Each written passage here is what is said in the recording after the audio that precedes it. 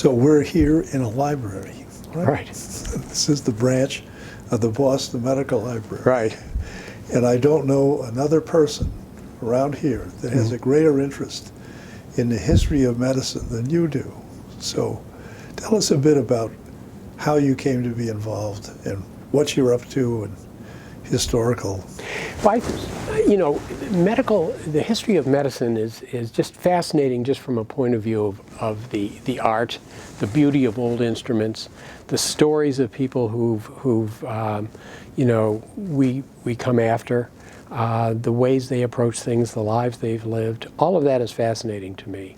I didn't spend much time thinking about history until late in medical school. My wife, who's an English major and who loves to go to book sales, found a paperback book called The Century of the Surgeon, which she bought for 75 cents.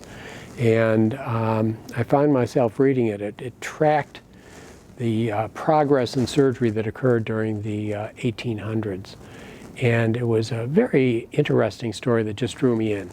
And from there, in Cleveland, where I did my residency, there was an excellent museum and library with a good historical collection. And they were selling some duplicates and the like. So I began a collection of antique medical books by purchasing a 19th century book on gynecology. So that began a collection, which I have added to over the years. And I have a collection of instruments as well. For the books, I focus on basically midwifery, obstetrics, and gynecology, but I have a few books of general interest as well. And with the instruments, that is pretty much obstetrics and gynecology. I have, in addition, found that travel, which we both love to do, my wife and I, can be made even more interesting if we find a medical history angle to it. And so I've taken a number of tours in different parts of the world and learned a good deal about medical history that way. And find that it just is an area that continues to interest me. So the not legal, but the institutional library of the Massachusetts Medical Society is the Boston Medical Library. Right. So what are you up to over at the Boston Medical Library? Well, I think the interplay between the medical library and the Massachusetts Medical Society is something that is evolving. It deserves some attention. And I think that many times the easiest thing to do with something that doesn't demand your attention instantly is to basically let it set aside. And so the Boston Medical Library has been kind of simmering in the background for decades.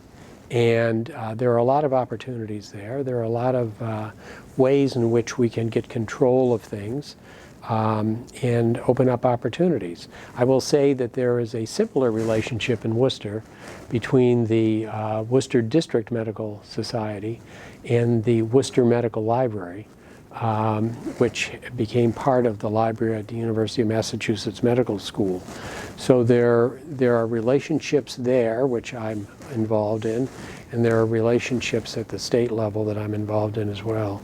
But a good place to start, from my point of view, is just to take inventory and organize, and then think creatively regarding what your resources are and what the needs are, and find some opportunities in there. So you've really been involved Yeah. heavily in this whole activity around medical knowledge. And Sure. I know of no other field that is more intensely involved in knowledge, factual knowledge, than medicine. Sure. And of course, we're the publisher of the New England Journal of Medicine. So what are your thoughts around medical publications and the future of that? Well, I would say that I've watched the New England Journal and its predecessor, the Boston Medical Journal, evolve, and I've again read through the history of what made it came to be, the relationship with the medical society and the like. And basically, it started off as a local exchange of information. as did the Medical Society. The Medical Society was a way for doctors to get together, to present cases to each other, to learn from those cases, to educate each other in whatever's new knowledge is there, and to, in some way, certify that the quality of a new member is up to standard. So those were the three things that drove the society to start. And the medical library was the mechanism by which they accomplished at least part of that.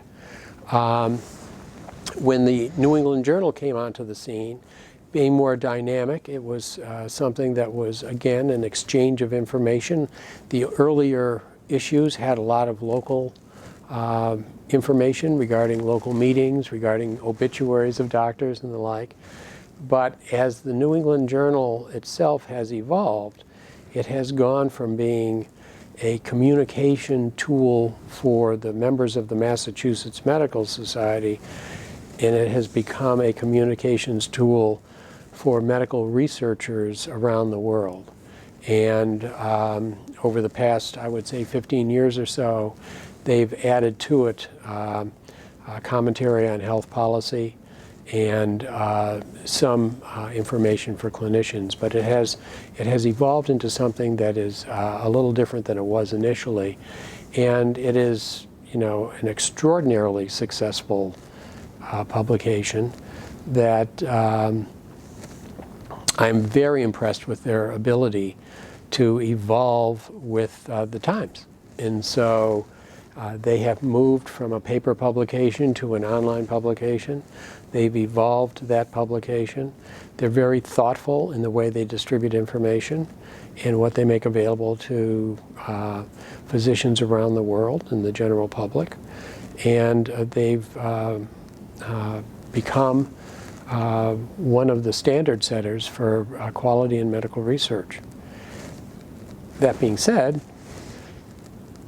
changes are continuing to occur, and how we get information has evolved from textbooks that will, put in print the way we think and what is most up to date, to journals that come out periodically and have peer-reviewed information and provide a more dynamic flow of information, to something that is perhaps even more dynamic and is still evolving and I can only speculate on. But I know that there is a move towards different ways of measuring the quality of research and different ways of making information available and different ways of blending the ability to measure the quality of one's own practice or one's own group with research that is done in a academic setting, so that there is going to be information available to me on a dynamic basis as a clinician regarding what I'm doing and what my results are, as well as how that compares to various benchmarks. So this evolution is one that may change the face of the New England Journal, and I'm not sure we have an answer to that.